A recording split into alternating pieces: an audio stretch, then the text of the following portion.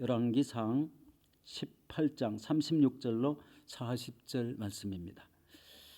저녁 소제 드릴 때에 이르러 선지자 엘리야가 나아가서 말하되 아브라함과 이삭과 이스라엘의 하나님 야훼여 주께서 이스라엘 중에서 하나님이신 것과 내가 주의 종인 것과 내가 주의 말씀대로 이 모든 일을 행하는 것을 오늘 알게 하옵소서. 야훼여 내게 응답하여 하옵소서. 내게 응답하옵소서.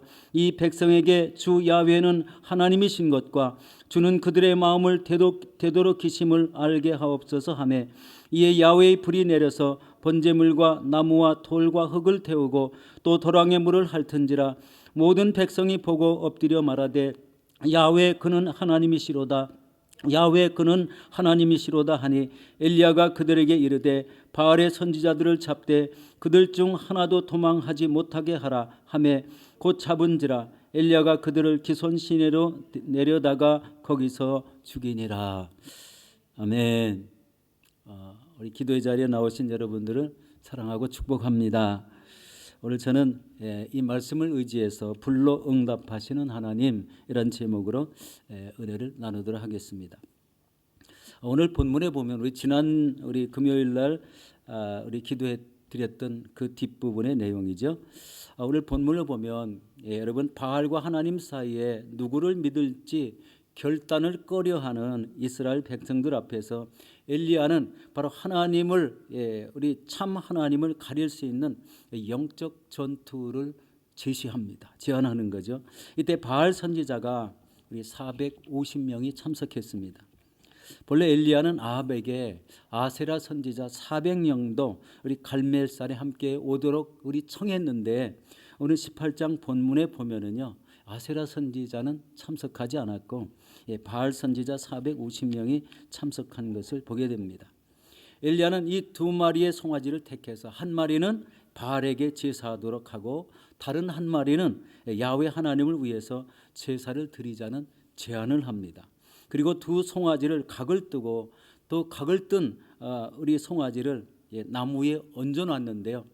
불은 붙이지 않은 상태에서 각자 자기의 신의 이름을 불러 응답하는 신이 우리 참 하나님이라는 이런 제안을 하게 됩니다.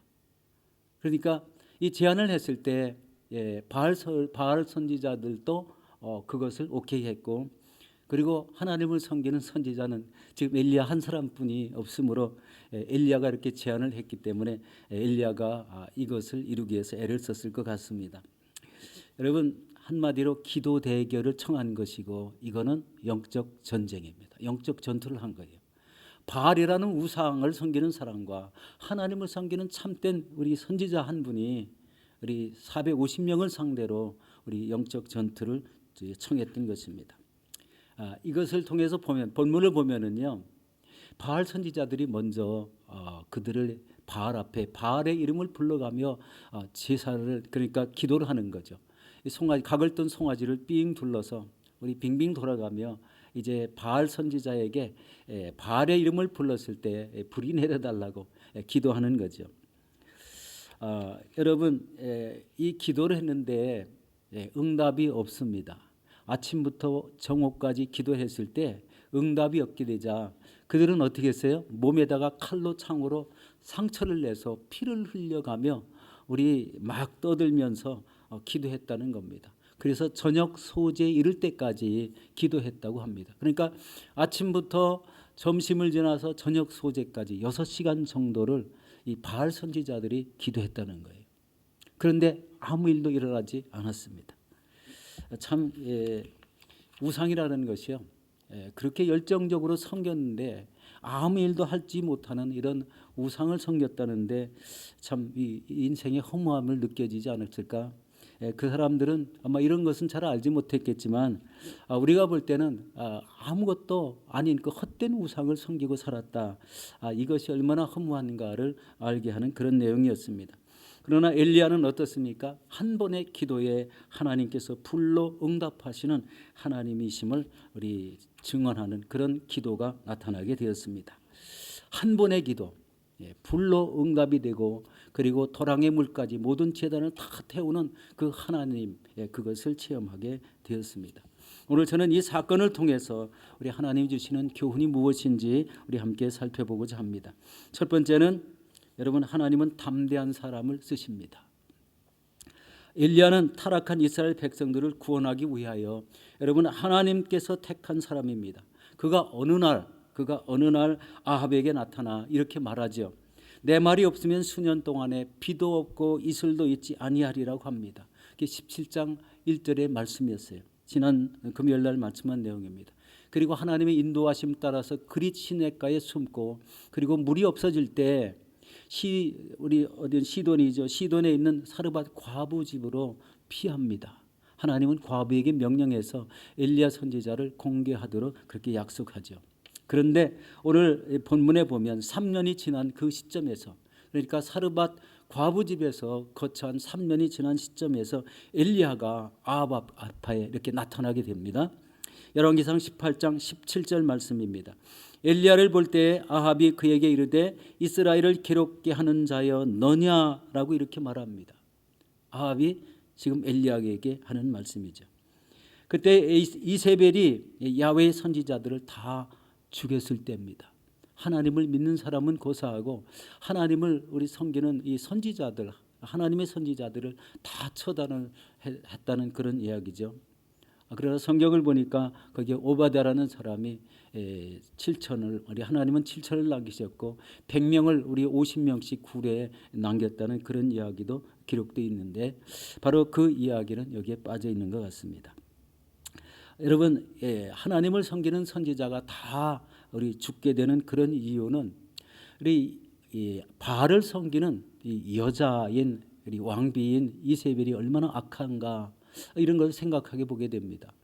요즘 시대는 우리 신앙이 다르다고 해서 뭐 처단하거나 이런 거는 없지만, 그래도 저 중동이나 저 이런 다른 나라에 가면은 자기의 신앙과 다른 사람들을 가만두지 않는 것을 종종 보게 되죠.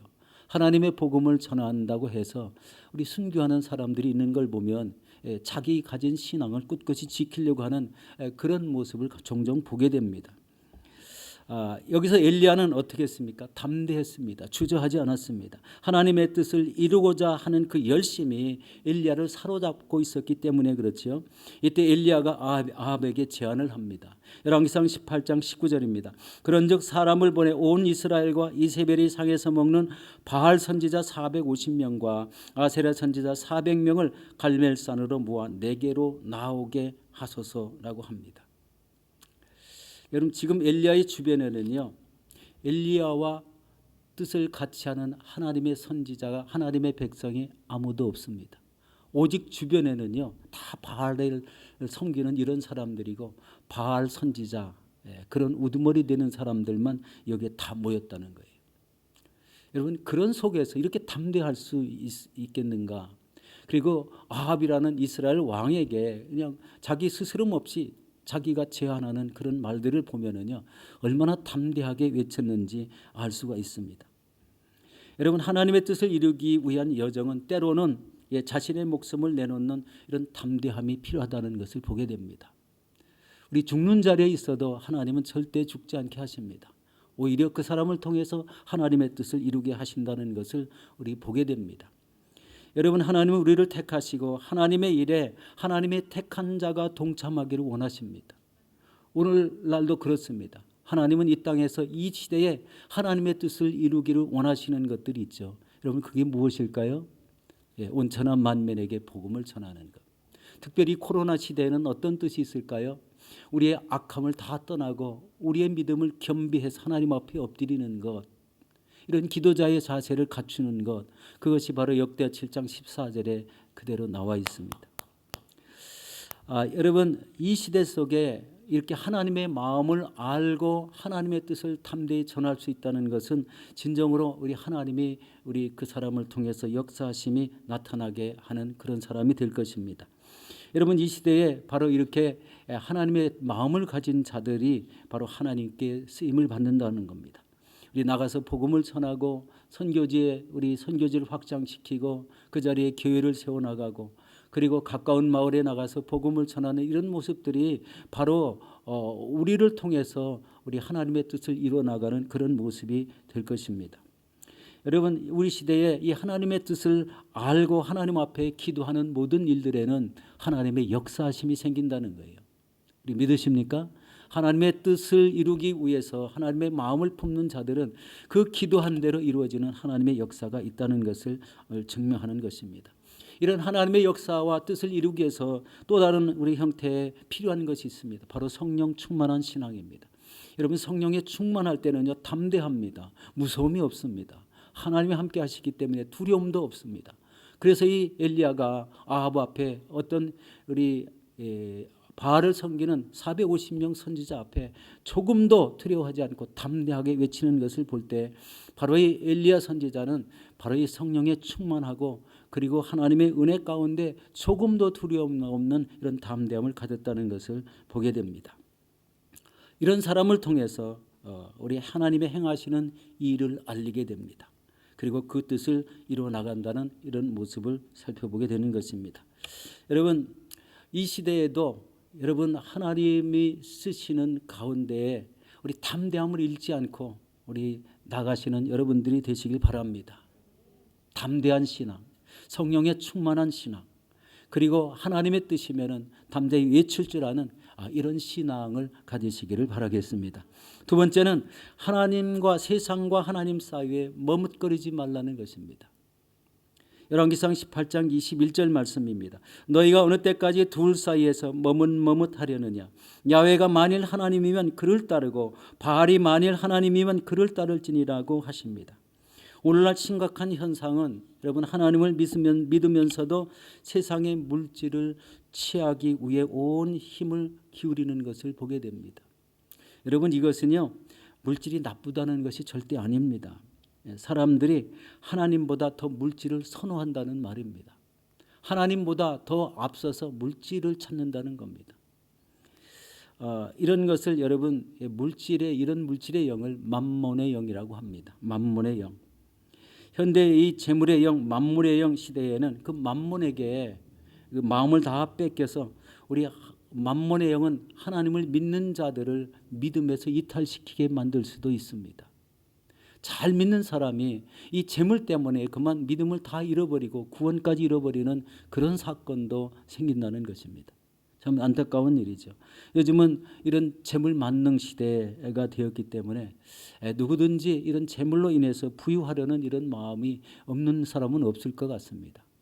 그렇지만 그 재물이 하나님보다 앞서서는 안 된다는 말씀이죠.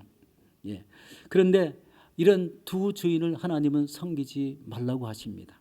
우리 마태복음 6장 24절에 보면 한 사람이 두 주인을 섬기지 못할 것이니 혹 이를 미워하고 저를 사랑하거나 혹 이를 중히 여기고 저를 경히 여김이라. 너희가 하나님과 재물을 겸하여 섬기지 못하느니라. 말씀하고 있습니다. 여러분, 이 만몬인 재물의 영은 우리를 위하여 죽지 않았습니다. 그리고 우리의 영혼을 구원하지도 않았습니다. 이 재물의 영이 우리를 위해서 천국을 예비하지도 않았습니다. 그런데 하나님보다 만몬의 영을 더 선호한다는 거예요.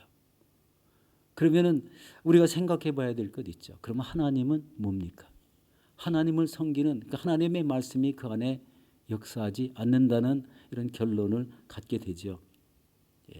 우리에게 천국을 예비하셨는데 예수 그리스도가 십자가에 죽으심으로 우리의 죄를 사하시고 우리를 믿음으로 구원받게 하신 그 예수의 구원이 과연 어떻게 될까 한번 생각해 보기를 바랍니다. 여러분, 이 재물과 하나님 사이에 머뭇머뭇거리지 말라는 얘기를 드리고 싶습니다. 이것이 너무 요즘 뚜렷하게 나타나기 때문에 물질을 추구하는 이런 삶이 하나님보다 앞서지 않기를 예수 이름으로 축원합니다. 세 번째입니다. 오늘 말씀을 좀 짧게 하고 기도에 주력하려고 합니다. 여러분, 하나님의 뜻을 이루기 위한 기도자 한 사람의 가치는 위대하다. 기도자의 가치에 대해서 이런 말씀을 드리고자 합니다. 여러분, 기도의 가치란 뭘까요? 한 사람이 기도를 했을 때 그 기도한 내용이 그대로 이루어지는 것이 가치입니다. 지금 엘리야의 기도를 통해서 우상을 섬겼던 북이스라엘 전체의 사람들이 그분이 하나님이다라는 걸 깨우쳤어요. 바알은 우상밖에는 되지 않는다. 아무리 기도해도 아무 역사가 일어나지 않는 이런 귀신의 세력이다. 이렇게 깨달아서 불로 응답할 때 그가 바로 하나님이라고 외치는 역사가 생겼습니다. 이게 기도의 가치입니다. 여러분들이 바로 이 기도를 했을 때 어떤 일이 일어납니까? 자녀를 위해서 기도했을 때 자녀가 올바르게 됩니까? 아픈 사람을 위해서 우리 간절히 기도했을 때 그 아픈 부위가 다 치료함을 받습니까? 이 기도의 가치예요. 기도의 가치. 그리고 우리 기도의 가치는요, 중요한 게 또 있습니다. 내가 가는 길을 열어달라고 기도했을 때 하나님은 그 우리의 가는 앞길을 우리 활짝 열어주신다는 거예요. 그를 통해서 한 인생이 올바라져 천국까지 갈 수 있는 길이 열리게 되는데 그 중간 과정 속에는 하나님이 우리에게 주시는 사명을 이루게 한다는 거예요. 사명. 지금 엘리야의 사명은요, 우상을 섬기는 북이스라엘의 백성들을 하나님께로 인도하기 위한 이런 기도를 드리는 그거였어요. 그 기도의 가치가 엄청났습니다. 딱 한마디 짧게 기도한 내용이 바로 불로 응답됨으로 인한 이런 놀라운 역사가 생겼다는 것입니다. 여러분, 불의 응답, 우리 열왕기상 18장 36절과 37절에 이렇게 말하고 있습니다. 저녁 소재 드릴 때에 이르러 선지자 엘리야가 나아가서 말하되 아브라함과 이삭과 이스라엘의 하나님 야훼여 주께서 이스라엘 중에서 하나님이신 것과 내가 주의 종인 것과 내가 주의 말씀대로 이 모든 일을 행하는 것을 오늘 알게 하옵소서. 우리 37절에 야훼여 내게 응답하소서. 내게 응답하소서. 이 백성에게 주 야훼는 하나님이신 것과 주는 그들의 마음을 되돌이키심을 알게 하옵소서 하매. 하나님이 누구신지를 알게 해달라고, 깨우쳐달라고 이렇게 기도하는 내용입니다. 이때에 야훼의 불이 하늘에서 내리고 그것을 본 이스라엘 백성들이 39절에 이렇게 말합니다. 모든 백성이 보고 엎드려 말하되 야훼 그는 하나님이시로다. 야훼 그는 하나님이시로다 하니. 기도 한마디를 통해서 불이 내리자 바로 우상을 섬겼던, 우상에 빠졌던 모든 백성들이 바로 저분이 하나님이시다. 바로 그분이 하나님이시다. 우리가 잘못했다는 것을 이 고백 속에 나타나고 있습니다. 여태껏 바알을 섬겼던, 하나님이 아닌 바알을 섬겼던 그 자신들이 저분이 바로 하나님이구나 바로 외쳐는 그런 말씀이죠. 바로 이 기도의 가치가 이런 뚜렷한 영혼들을 주께로 인도하는 그런 역사가 나타난다는 것입니다. 무엇을 목표로 해서 기도했을 때 그것이 이루어지는 것이 기도의 가치를 지닌 사람입니다. 때로는 우리 금식하며 기도할 때가 있습니다.